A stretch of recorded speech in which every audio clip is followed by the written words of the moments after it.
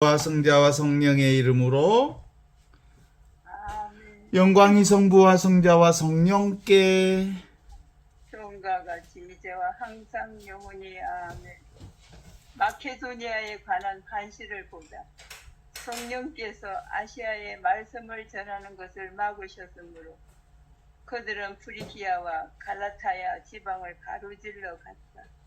그리고 미시아에 이르러 비티니아로 가려고 하였지만 예수님의 영께서 허락하지 않으셨다. 그리하여 미시아를 지나 트로아스로 내려갔다. 그런데 어느 날 밤 바오로가 한시를 보았다. 마케도니아 사람 하나가 바오로 앞에 서서 마키도니아로 건너와 저희를 도와주십시오 하고 청하는 것이었다. 바오로가 그 한시를 보고 난 뒤 우리는 곧 마케도니아를 떠날 방도를 찾았다. 마케도니아 사람들에게 복음을 전하도록 하느님께서 우리를 부르신 것이라고 확신하였기 때문이다. 아멘. 네, 아주 좋습니다.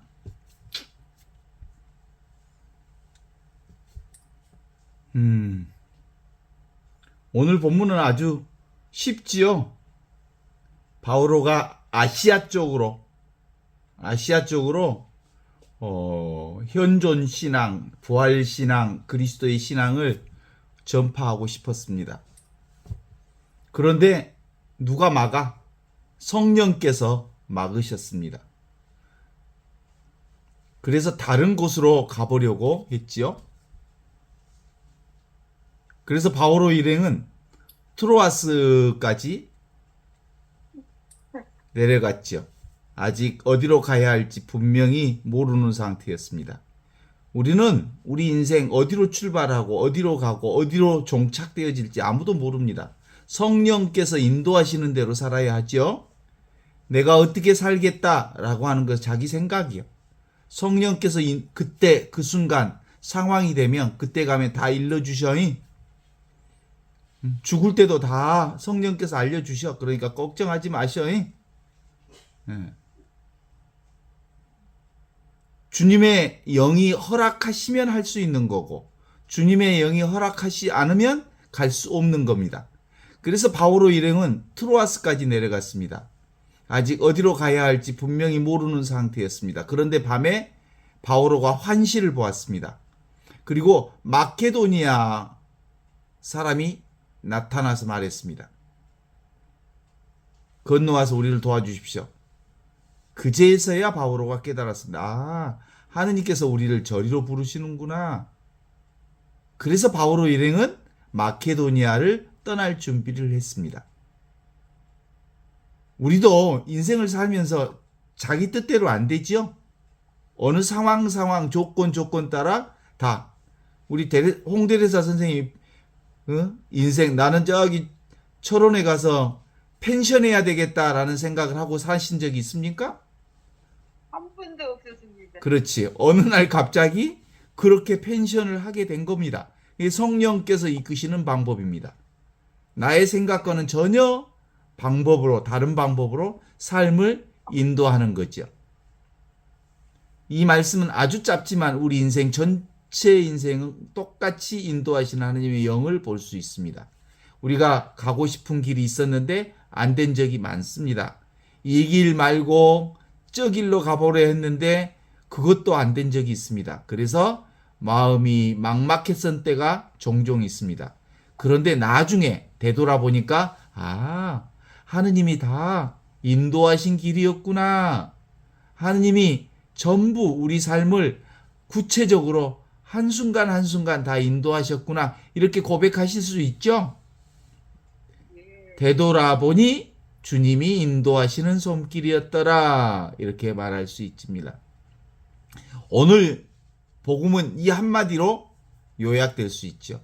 길이 막혀도 끝이 아니다. 하느님의 성령이 새로운 길을 준비하고 계신다. 우리의 모든 삶 안에는 길이 막혀도 끝이 아니다. 주님의 성령께서 새로운 길을 끊임없이 준비하고 계신다. 매 순간순간 새로운 길이여이. 그래요, 안 그래요? 현존을 사는 사람은 매 순간순간 새로운 길이에요. 그런데 인간의 생각으로 보면 어제 그 길이 오늘 그 길 같고, 어제 그 사람이 오늘 그 사람 같고, 어제 그 놈이 오늘 똑같은 그 놈인 것 같고, 그건 우리 인간의 생각이에요. 실제로는 우리는 매 순간 성령 안에서 매 순간 새로운 길을, 새로운 순간을, 새로운 사건을, 새로운 상황을, 새로운 순간들을 맞이하고 있다는 게 이게 안 느껴지니까 탈이지. 그러니까 맨날 인생이 따분하지. 자기 생각으로 사니까.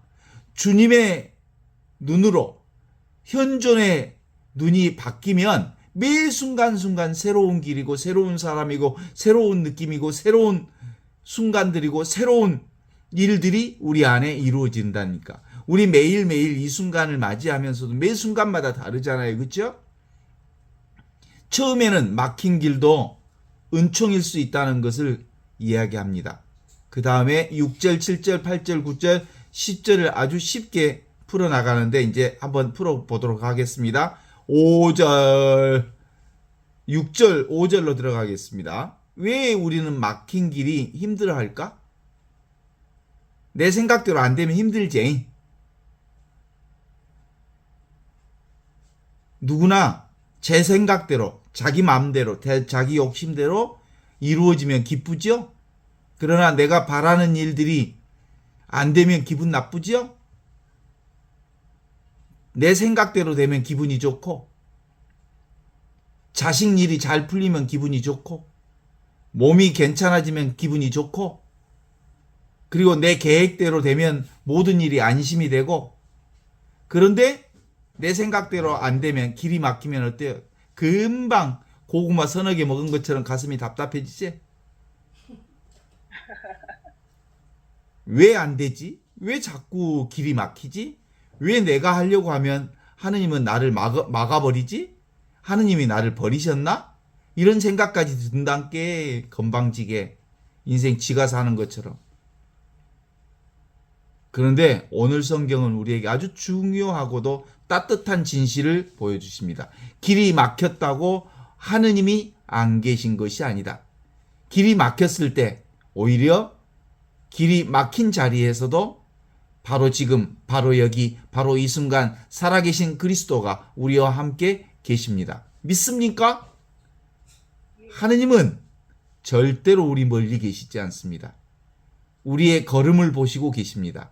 우리의 숨결을 보고 계십니다. 우리의 삶 전체를 끌어안고 계십니다. 그래서 가끔 열어주시고 막아주시고, 가끔 기다리게 해주시고, 기다릴 때는 기다리고, 열리면 가고, 닫히면 서고, 그러면 되지 않겠습니까? 결국은 그럴 수밖에 없음시로 계속 투덜거리는 거죠. 결국은 하느님이 인도하시는 방식으로 가게 되면서도 자기 마음대로 안 된다고 계속 투덜 거리는 거지. 그래서 하느님의 현존신앙이 그토록 중요한 거예요. 하느님의 현존신앙이 우리 삶 안에 온전하게 정착이 되면 모든 것이 선물이요. 길이 막혀도 선물이요. 길이 열려도 선물이요. 넘어져도 선물이요. 코가 깨져도 선물이요. 모든 게 주님이 내게 마련해 주신 길이기 때문이다. 이렇게 볼 수 있죠. 하느님은 우리를 사랑하기 때문에 막으실 때도 있습니다.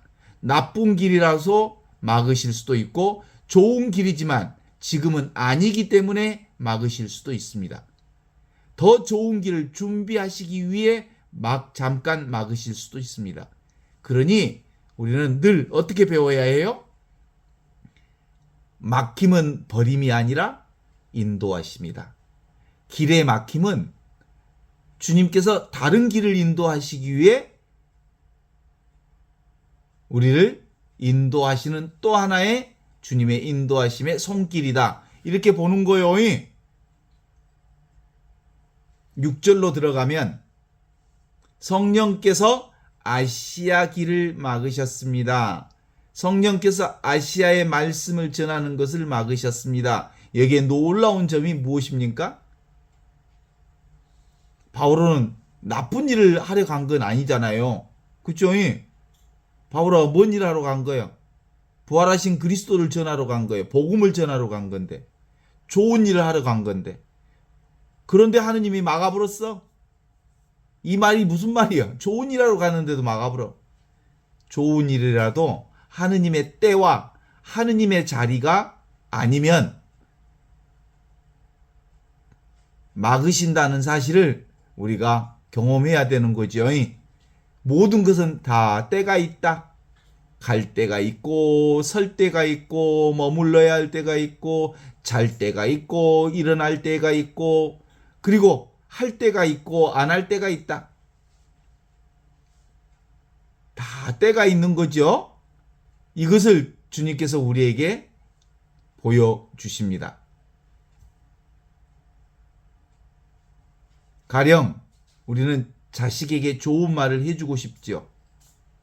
그런데 내가 해주고 싶은 그 말이 지금은 그놈한테 안 먹힐 때가 있어. 그러면 조금 기다렸다가 때가 되면 말할 수 있죠. 우리는 또 뭔가 도와주고 싶을 때가 있죠. 자식들에게 또는 친구에게 또는 이웃들에게. 근데 아직 상대가 받을 준비가 안 됐을 때가 있어요. 나는 아무리 주고 싶어도 그가 받을 때가 안 됐으면 줄 수가 없는 거죠. 또 우리가 병이 빨리 낫고 싶어. 그죠? 다니엘라 선생님 빨리 건강해지고 싶죠? 그런데 하느님은 그 시간을 통해서 우리를 더 깊게 만지고 계실 수 있습니다.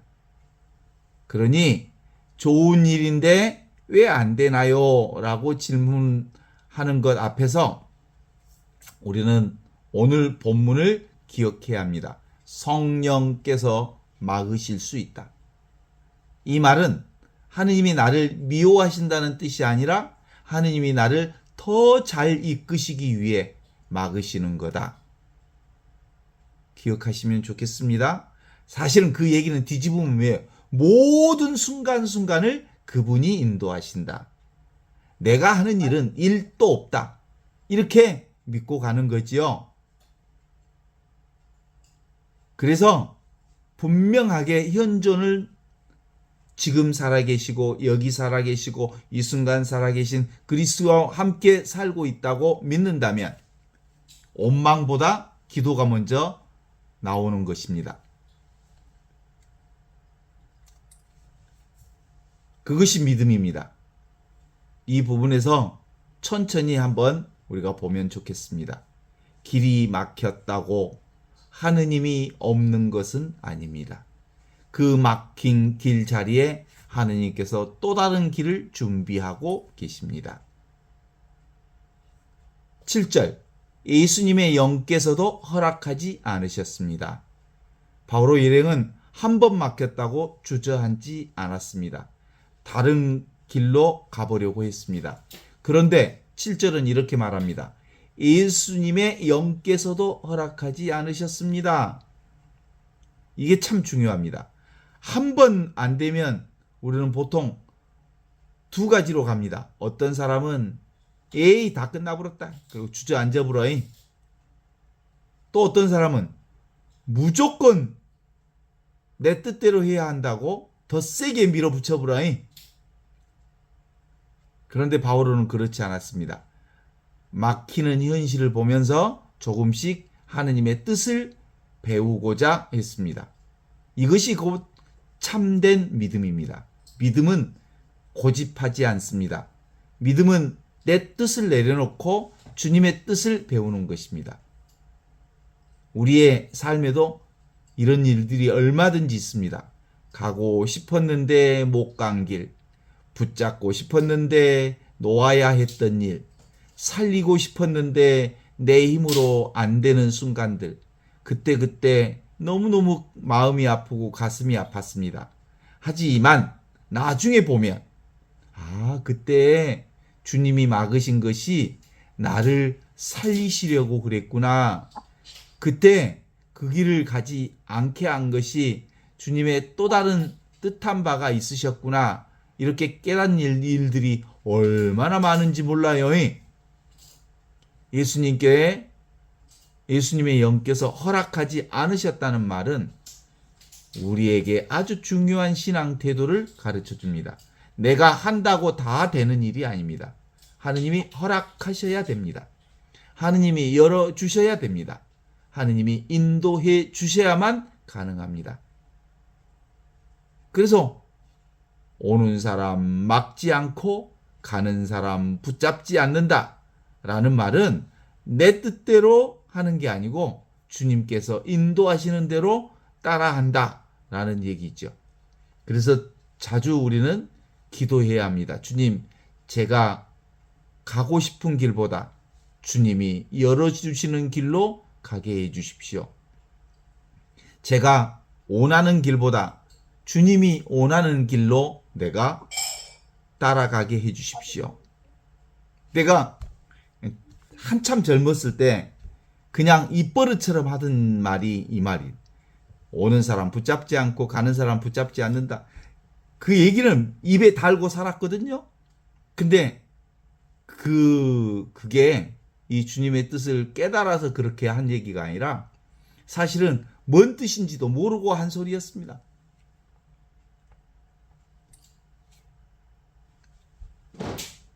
8절을 보면 트로아스로 내려갔습니다. 결국 바오로 일행은 트로아스로 내려갑니다. 이 말씀은 아주 짧지만 은혜롭습니다. 왜냐하면 바오로 일행은 아직 최종 답을 모릅니다. 그런데도 멈추지 않았습니다. 이것이 바로 믿음이지요. 완전히 다 알지 못해도 한 걸음씩 한 걸음씩 걸어가는 겁니다. 믿음은 모든 답을 알고 가는 길이 아닙니다. 믿음은 잘 모르지만 그저 오늘 주어진 그 길을 한 걸음씩 한 걸음씩 가는 것. 그것이 바로 성령께서 인도하시는 길입니다. 내 생각으로 미리 예측하고 가는 길이 아니고 오늘 또 주님께서 나를 인도해 주실 거다라고 믿고 매 순간순간 다르게 인도하시는 그분의 부르심에 응답하는 거죠. 그분의 부르심에 응답하는 길이 곧 창조의 길이요, 주님께서 인도하시는 길이요, 주님의 성소의 길이라고 볼 수 있습니다. 트로아스는 아직 다 열린 자리가 아닙니다. 아직 기다리는 자리입니다. 아직 방향을 더 들어야 하는 자리입니다. 그런데 하느님은 바로 그 기다림의 자리에서도 일하십니다. 우리의 삶의 트로아스와 같은 시간들이 얼마나 많은지 몰라요. 몸이 회복되기 전 시간, 문제가 해결되기 전 시간, 답이 오기 전 시간, 떠나지도 못하고 돌아오지도 못하는 그 중간 시간, 그 어정쩡한 시간까지도 주님이 늘 우리와 함께 계십니다. 중요한 것은 매 순간순간마다 현존하신 그리스도의 인도하심에 따르는 겁니다. 하느님은 기다리는 자리에서도 일하십니다. 그러니까 나와 내 것에 대한 나의 고집을 완벽하게 꺾어놔야 돼. 나와 내 뜻이 없습니다. 주님, 당신이 원하는 대로 이 순간 제가 무엇을 해야 합니까? 지금 이 자리에서 제가 무엇을 해야 합니까? 제가 지금 이 자리에서 함께 대화하는 사람에게 무슨 말을 해야 합니까? 그러면 성령께서 그 순간에 해야 할 말을 일러주시고 성령께서 우리가 해야 할 일뿐만 아니라 해야 할 우리의 흐름을 온전히 일으켜 주시는 거죠. 그러니까 내가 하는 게 아니라 그리스도가 나를 통해서 일하시는 것은 매 순간순간 지금 여기를 사는 사람만이 온전히 그리스도의 길을 가는 사람이라고 말할 수 있습니다.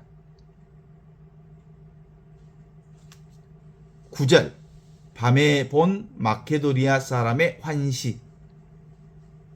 드디어 밤에 바오로는 환시를 보았습니다. 마케도니아 사람이 나타나 말합니다.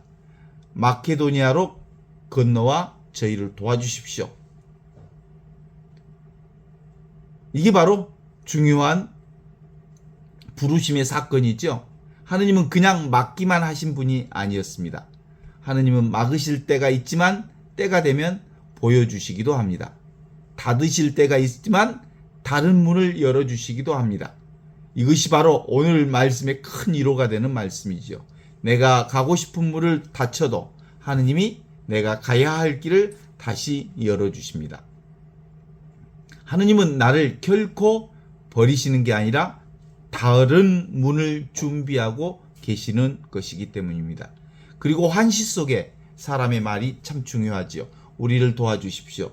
복음은 자기 자랑을 하러 가는 게 아닙니다. 복음은 돕기 위해 가는 것입니다. 복음은 섬기기 위해 가는 것입니다. 하느님의 부르심은 대우받으라고 부르시는 게 아니라 사람을 살리라고 우리를 부르셨습니다. 우리가 아무리 나이가 많아도 사람을 도울 수 있죠? 아무리 몸이 약해도 사람을 도울 수 있습니다. 돈이 하나도 없어도 사람을 도울 수 있습니다. 기도로 도울 수 있고 따뜻한 말로 도울 수 있고 내가 당신과 함께 당신 위해서 시간 날 때마다 기도하겠습니다. 주님 함께 하실 거예요. 이 한마디도 사람을 살리는 말이 될 것입니다. 오늘 이 마케도니아의 부르심은 우리에게도 들리는 소리입니다. 나를 좀 위로해 주십시오. 나를 위해 기도해 주십시오. 내 말 좀 들어주십시오. 이런 소리가 주변에 얼마나 많은지 모릅니다. 하느님은 지금도 그런 소리를 통해 우리를 하느님의 사람으로 부르고 계십니다. 바오로는 하느님의 부르심을 확신하고 떠납니다. 바오로가 환시를 보고 난 뒤에 그들은 곧 마케도니아로 떠날 방도를 찾았습니다. 하느님께서 그 마케도니아로 부르신 것이라고 확신했기 때문입니다. 여기서 중요한 말은 두 가지입니다. 하나는 확신, 그 다음에 바로 곧 즉시 행동에 옮깁니다. 바오로 일행은 하느님의 뜻을 깨닫고 미적거리지 않았습니다. 너무 오래 미루지 않았습니다. 주님의 뜻이 보이자 즉시 움직이기 시작했습니다. 우리도 살아가면서 분명히 해야 되는 일인데 자꾸 미룹니다. 용서해야 하는 일이 분명히 있는데 미룹니다. 기도해야 되는데 미룹니다. 고백해야 되는데 미룹니다. 지금 해야 할 일이 있는데 미룹니다. 감사해야 되는데 미룹니다. 나의 행동이 필요한 때가 있는데 미룹니다. 사랑한다고 말해야 하는데 미룹니다. 그런데 오늘 말씀은 뭐예요? 하느님의 뜻이 어느 정도 분명해졌으면 반드시 즉시 하라. 미루지 말라.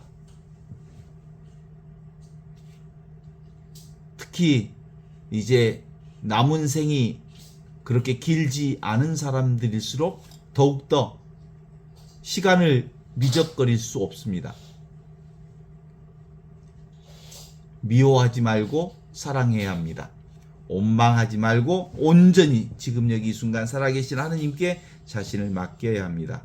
두려워하지 말고 지금 여기 이 순간 현존의 기도에 참여해야 합니다. 미루지 말고 늘 현존하는 주님께 가까이 가야 합니다. 그래서 오늘 본문은 결국 이렇게 끝납니다. 길이 막혔지만 끝난 게 아니라 하느님의 새로운 부르심으로 이어졌다. 그러니 우리의 인생에서도 지금 막혀 있는 것처럼 보여도 하느님께서 우리를 위해 새로운 길을 매 순간순간 마련해 주신다. 믿습니까? 그러면 새로운 길이 무슨 길이에요? 현존의 길이에요. 지금 이 순간을 사는 사람만이 실제로 매 순간 새롭게 인도하시는 주님의 목소리에 응답할 수 있기 때문입니다. 그래서 길이 막혔을 때 너무 낙심하지 마십시오. 안 된다고 끝난 것이 아닙니다. 문이 닫혔다고 하느님이 안 계신 게 아닙니다. 하느님은 다른 문을 준비하고 계십니다. 소피아 어머니가 사실상 온전히 누워 계시는 분이었거든요. 근데 소피아 어머니를 얘기를 들어보니까 눕기 전에 전남여고 방송통신고등학교 졸업장을 받고 난 다음에 누워버렸어. 그래서 걷지 못하게 된 거예요. 그러니까 그 어머니로서는 배우지 못했다는 것의 그 마지막 목표, 고등학교를 졸업장을 받아야겠다고 하는 그 목표가 있었는데 그 목표를 딱 이루고 난 다음에 완전히 힘이 다 빠져버린 거죠.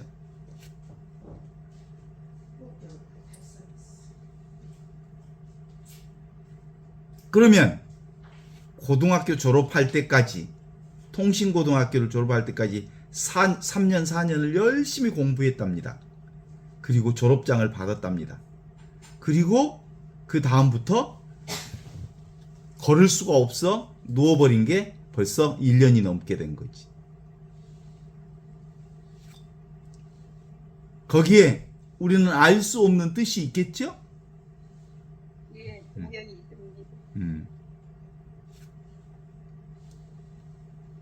둘째로 왜 안 되지보다 주님 뜻이 무엇이지? 라고 물어야 합니다. 이 질문은 우리의 영혼을 살립니다. 원망하는 마음은 더욱 어둡게 하지만 현존할 때 내가 누워있어도 누워있는 그 자체가 하나님께서 우리에게 새롭게 문을 열어주시는 선물이고, 내게 경험되어지는 그 모든 것은 하나님께서 나에게 새로운 길을 열어주시는 선물로 받아들일 수 있어야 합니다. 기다리는 시간을 버려진 시간으로 생각하지 말아야 합니다. 트로아스와 같은 시간이 우리에게 있습니다. 답이 바로 오지 않는 시간, 하지만 그 시간도 하느님의 시간입니다. 넷째, 누군가를 도우라는 부르심에 귀를 기울여야 합니다. 몸이 약해도 우리가 지금 여기서 할 수 있는 일이 있습니다. 손이 떨려도, 그리고 목소리가 약해도, 몸이 약해도, 할 수 없어도 실제로 지금 할 수 있는 일이 있습니다. 다섯째로, 주님의 뜻이 보이면 너무 오래 미루지 말아야 합니다. 지금 해야 할 일, 바로 해야 합니다. 주님을 붙들어야 할 때 붙드십시오. 오늘 꼭 반복해서 마음에 새길 문장이 있습니다. 길이 막혀도 하느님이 일하신다. 막힘은 끝이 아니라 인도하심일 수 있다. 하느님은 막으시기도 하고 새로운 길을 보여주시기도 하신다. 그리고 이끌어주시는 분이시다.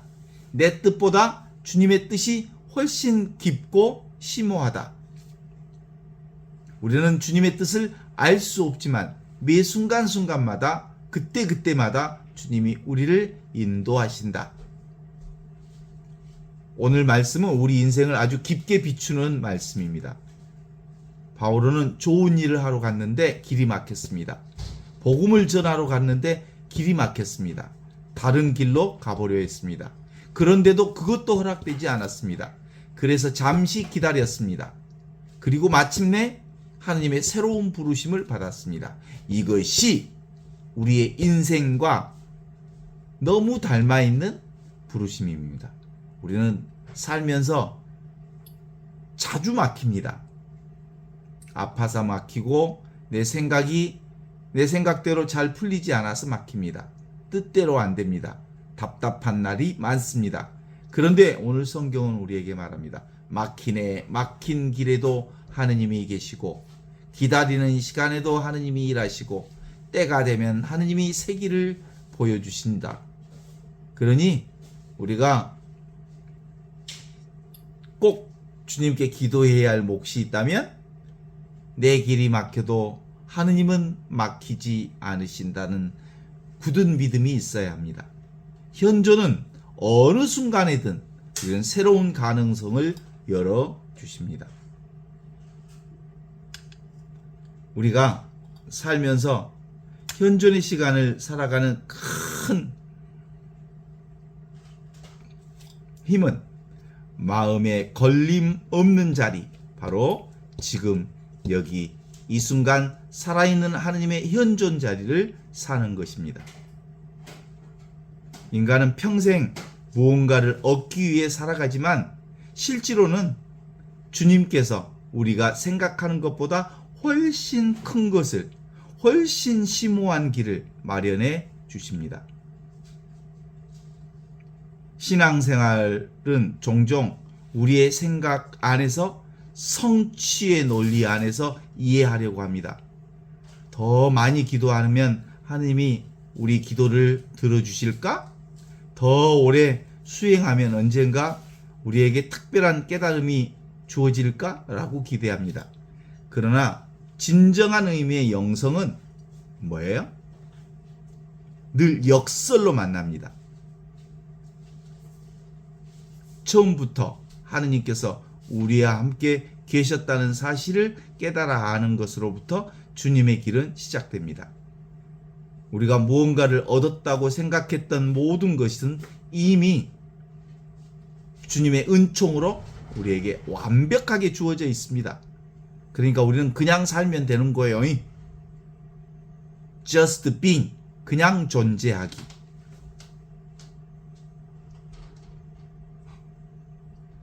우리가 찾아 헤매던 하느님 따로 있지 않습니다. 지금 여기 이 순간 우리의 숨결보다도 더 가까이에 함께 계시기 때문입니다. 우리의 마음이 끊임없이 흔들리는 이유는 어떤 사건 때문이 아니라 내가 그것을 붙잡는 마음 때문에 그렇습니다. 나와 내 것이 있다. 나와 내 것을 고집하기 때문에 흔들립니다. 사람은 어떤 경험은 행복이라고 부르고 어떤 경험은 불행이라고 부르고 거기에 자기 자신을 묶어버립니다. 내가 기준이 되는 거지요. 내가 행복과 불행을 잡고 있는 거지요. 그래서 잡혀버리는 겁니다. 성공은 오래 붙잡고 싶고 실패는 빨리 밀어내고 싶지요. 거기에는 내 안에 성공과 실패의 기준점이 내가 마련하고 있습니다. 내가 마련한 성공과 실패의 기준점에 내가 붙잡혀 있는 겁니다. 사랑은 영원하기를 바라지만 이별은 결코 받아들이려 하지 않습니다. 사랑과 이별에 대한 나의 기준점을 내려놓아야 합니다. 그때 비로소 지금 여기 이 순간 살아계신 그리스도와 함께 가는 길이 될 것입니다. 이렇게 마음이 내 욕심으로 나와 내 것으로 붙잡는 순간 우리는 내가 붙잡는 것이 이루어지지 않을까봐 그리고 그것을 놓칠까봐 끊임없이 두려워합니다. 잃을까봐 두렵고 실패할까봐 두렵고 더 늙어서 치매가 걸릴까봐 두렵고 병들까봐 두렵고 죽을까봐 두렵습니다. 그 안에 핵심 포인트는 뭐예요? 나와 내 것이 있기 때문에 그렇습니다. 원래 나와 내 것은 없습니다. 그리스도의 그리고 주님의 생명이 우리 가운데 살고 있는데 나와 내 것으로 규정하고 동일시하기 때문에 그렇습니다. 예수님께서는 평화를 너희에게 준다. 그리스도의 평화를 여러분과 함께. 그리스도의 평화는 주님께서 주시는 평화는 세상이 주는 평화는 전혀 다르죠. 세상이 주는 평화는 어떤 평화에 어떤 조건이 이루어졌을 때 조건이 맞았을 때 이루어지는 평화. 내 생각대로 됐을 때 편안하죠. 그죠? 건강해야 편안하고 성공해야 기쁘고 인정받아야 평화롭죠. 그러나 예수님께서 주시는 평화는 조건을 넘어섭니다. 십자가 앞에서도 그리스도의 평화는 사라지지 않습니다. 무덤 앞에서도 그리스도의 평화는 무너지지 않습니다. 그리스도의 평화는 어떤 상황에도 늘 지금 여기 이 순간 이대로 그리스도의 살아있음을 경험하는 평화입니다. 그 평화는 바로 하느님의 현존 안에 머무르는 삶에서 흘러나오는 평화입니다. 그래서 우리의 신앙은 무슨 길? 그리스도의 평화를 배우는 길이죠. 그리스도의 평화를 사는 길이죠. 내 생각이 완전히 사라지는 상태를 만드는 게 아니라 내 생각이 일어나도 흔들리지 않는 자리를 발견하는 겁니다. 우리는 매 순간 살아가면서 수많은 내 생각이 일어났다 사라지고 나도 알 수 없는 생각들이 아주 바람처럼 폭풍우처럼 밀려와도 그 어떤 생각이 내 안에 밀려와도 흔들리지 않는 자리를 발견하는 겁니다. 그 자리가 무슨 자리? 지금 있는 자리, 여기 있는 자리, 이 순간 살아있는 그리스도의 자리를 발견하는 겁니다. 우리의 감정도 하루에도 천당과 지옥을 왔다 갔다 하는 감정을 경험합니다. 그 감정에 끌려다니지 않는 자유를 배우는 것. 이게 바로 그리스도의 평화지요. 기쁨도 슬픔도 칭찬도 비난도 모두 지나가는 손님처럼 바라볼 수 있을 때 비로소 마음은 조금씩 걸림없는 그리스도의 평화를 살게 되지요.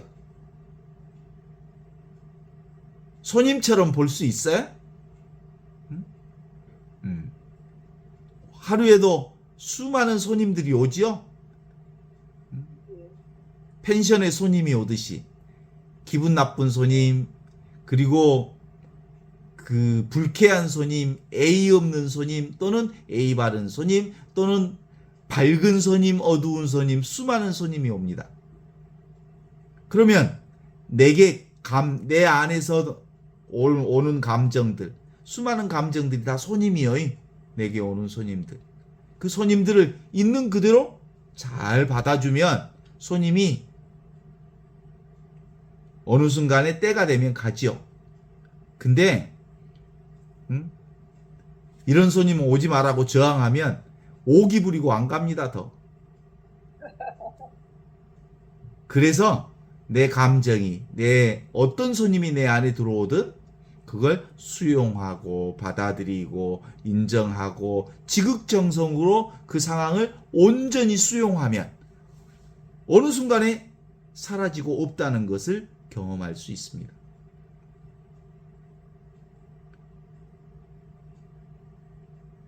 그래요. 마음에 걸림이 없다는 것은 무관심해진다는 게 아니지요. 오히려 더욱 깊이 사랑하지만 소유하지 않는 것입니다. 이게 그리스도의 평화의 중심입니다. 더욱 열심히 일하지만 결과에 묶이지 않는 것입니다. 사람을 진심으로 사랑하지만 그 사람을 내 사람으로 만들려 하지 않는 것입니다. 이것이 복음이 말하는 진정한 의미의 그리스도의 평화이면서 그리스도께서 우리에게 주시는 참된 자유입니다. 그죠? 예수님께서 들에 핀 백합화를 보라, 하늘을 나는 새들을 보라, 이렇게 말하는 것. 그 말씀하시는 것은 무슨 뜻이냐면 지금 있는 그대로의 상황을 받아들여라. 봐라. 저 들국화를 피우기 위해서 애쓴 적이 있더냐? 그냥 상황을 받아들였더니 어느 날 꽃을 피운 거고, 저 참새가 먹을 것을 구하기 위해서 애쓴 게 아니라 그가 살아있는 한 먹을 것이 주어져 있는 거다. 이렇게 얘기하는 거예요. 그래서 있는 그대로 지금 이대로 수용하고 받아들이는 것. 씨앗 하나에도 하느님 나라를 예수님은 보셨습니다. 예수님에게 세상은 하느님의 현존이 드러내는 살아있는 성전이셨습니다. 우리 역시 지금 이 순간을 바라볼 수만 있다면, 현존으로 바라볼 수만 있다면 삶 전체가 바로 거룩한 전례요 성전이 됩니다. 매 순간순간의 삶이 미사 성례, 성찬례가 됩니다. 그러니까 우리가 경험하는 모든 것들은 뭐예요? 인카르나시오, 성체성사인 거죠. 하느님의 몸의 변화를 경험하는 거라고요. 그러니까 아침에 제가 현존학교에, 저의 아침 현존학교, 새벽 2시, 3시에 가는 현존학교는 그 섬세한 변화를 경험할 수 있는 학교거든요. 그 섬세한 변화를 경험하는데, 그 변화가 무슨 변화? 그리스도의 몸이 변화되는 거예요. 새가 우는 것도, 그리고 조금씩 여명이 열리는 것도, 햇살이 서서히 드러나는 것도, 그리고 개구리 소리도, 온 천하의 변화가 그리스도의 몸의 변화, 하느님의 몸의 변화, 이 모두가 성체성사의 변화를 온전히 몸으로 경험하는 순간이라고 말할 수 있죠. 기가 막히지 않습니까? 맞습니다. 예. 아침 햇살 창문으로 비추는 순간 하느님이 살아계심을 경험합니다. 영상 강변에 이렇게 물안개가 쫙 피어오르는 순간 하느님이 살아계심을 경험합니다. 새가 노래하는 그 뻑꾹 뻑꾹부터 찌르르 찌르르 하는 풀벌레 소리까지, 그리고 바람에 나뭇잎이 흔들리는 소리까지, 그 모든 소리가 성체성사입니다. 그리스도의 변화, 하느님의 몸의 변화입니다. 하느님이 놀라운 변화를 경험합니다. 우리가 숨을 들이쉬는 그 호흡 안에서도 하느님은 살아계십니다. 그러나 우리는 늘 다른 곳만 보지요. 인간들 봐봐. 내일을 기다리고 더 나은 조건을 찾고 특별한 체험을 꿈꾸고 그러는 동안 하느님께서는 가장 분명하게 말씀하시는 현재를 놓쳐버림. 이 순간을 놓쳐버림. 현재 계시는, 지금 계시는, 이 순간에 계시는 살아있는 그리스도를 놓쳐버림. 복음은 우리를 미래가 아닌 끊임없이 바로 지금, 바로 여기, 바로 이 순간 현재로 우리를 초대합니다. 오늘 너희가 내 목소리를 듣게 되거든 너희 마음을 완고하게 가지지 말라. 너희가 내 목소리를 듣거든. 그 내 목소리가 언제 들려? 바로 지금 들리는 소리가 주님의 목소리지요. 지금 바로 느끼는 느낌이 주님의 느낌이지요. 지금 바로 우리가 경험하는 이 움직임이 바로 주님께서 움직이시는 거죠.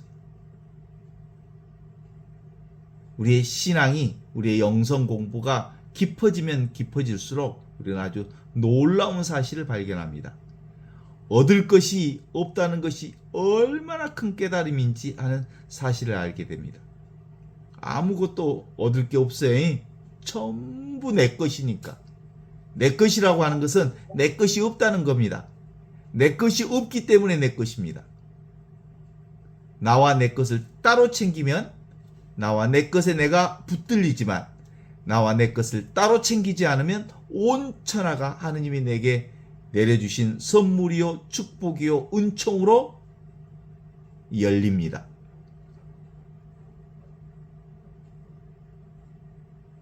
하느님의 사랑은 이미 우리를 감싸고 있고, 하느님의 은총은 이미 우리 안에 흐르고 있고, 하느님의 생명은 이미 충만하게 우리에게 주어져 있습니다.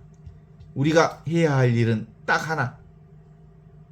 바로 지금, 바로 여기, 바로 이 순간을 사는 것. 그 이외에는 아무것도 필요 없습니다.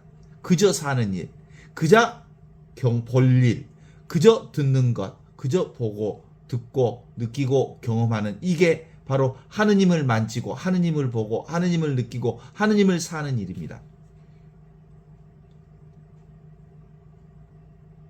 우리가 해야 할 일, 바로 지금, 여기, 이 순간을 사는 것. 이 알아차림은 특별한 사람에게만 주는 선물이 아니잖아요. 누구도 다 경험하잖아요.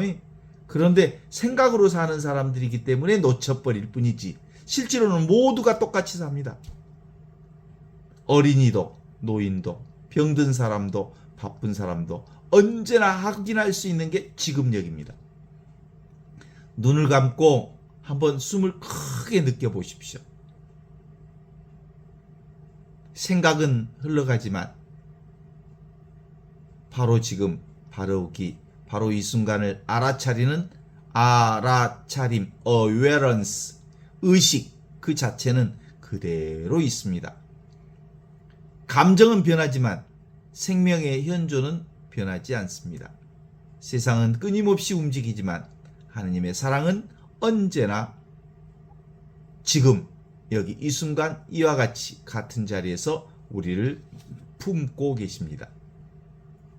이것이 바로 그리스도께서 우리에게 주신 그리스도의 평화, 참 평화, 바로 현존의 평화입니다. 이것이 마음에 걸림없는 삶입니다. 이것이 두려움을 넘어서는 믿음입니다. 이것이 바로 지금 여기에 살아계신 하느님 나라입니다. 하느님 나라는 오래 걸은 사람은 더 이상 특별한 체험 그런 거 자랑하지 않습니다. 하느님 나라를 오래 걸은 사람들은 평범한 하루에 감사합니다. 한 끼 식사에, 한 사람의 만남에, 그리고 매 순간순간 모든 일이 바로 하느님을 드러내는 거룩한 성사임을 알기 때문입니다. 이게 바로 비이론적 영성이죠. 둘이 아닌 하나의 영성. 우리에게 가르쳐주는 것도 결국은 같은 진리입니다. 하느님은 저 멀리 계시는 대상이 아니라 존재의 가장 깊숙한 곳, 그 자리가 바로 지금 이 순간입니다. 우리는 하느님을 향해 나아가는 존재이면서 동시에 하느님의 생명 안에 이미 살아가는 존재입니다. 그러므로 하느님의 현존은 도착해야 할 목적지가 아니라 언제나 돌아와 머물러야 하는 우리 삶의 본향입니다. 그래서 우리 신앙의 마지막에는 더 특별한 것을 얻으려 하지 않는 것입니다. 오히려 매 순간 펼쳐지는 하느님의 사랑을 바라보며 살아가는 것. 그게 우리에게 가장 중요합니다. 세상은 흘러갑니다. 나도 흘러갑니다. 너도 흘러갑니다. 그 흐름 속에 흐르지 않는 그 흐름과 함께 계시는 주님을 만납니다.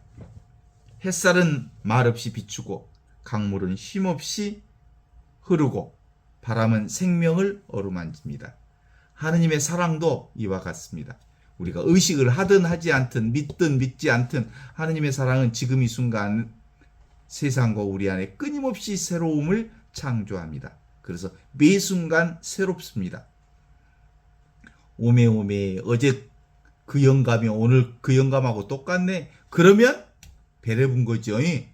어제 그 사람이 오늘 그 사람하고 똑같네? 아닙니다. 그건 우리 인간의 눈으로 보니까 똑같이 하느님의 눈은 매 순간순간 나도 다르고 너도 다르고 모두가 다릅니다.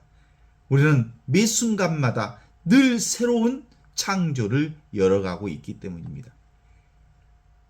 그러므로 우리의 가장 깊은 기도는 뭘까요? 더 많은 것을 청하는 기도가 아니라 이미 내게 주어진 무한한 하느님의 선물과 은총에 감사하는 기도입니다. 가장 높은 깨달음은 특별한 것을 경험하는 깨달음이 아니라 평범한 오늘이야말로 삶의 최고의 기적임을 경험하는 것. 이미 하느님 나라를 살아가는 이 놀라운 기적에 주님께 감사하는 거죠.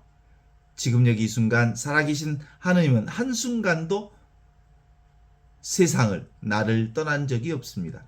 나의 기쁨과 슬픔, 그리고 나의 삶의 전반에 있어서 나와 함께 나를 품고 계십니다.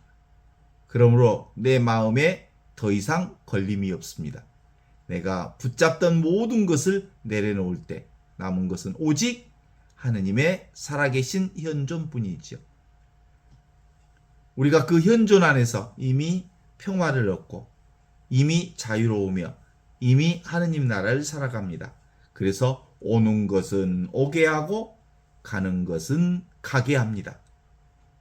그래서 어떤 것도 잡지 않을 때 온전한 자유와 평화와 하느님의 그리스도의 평화가 내 안에 머무를 수 있기 때문입니다.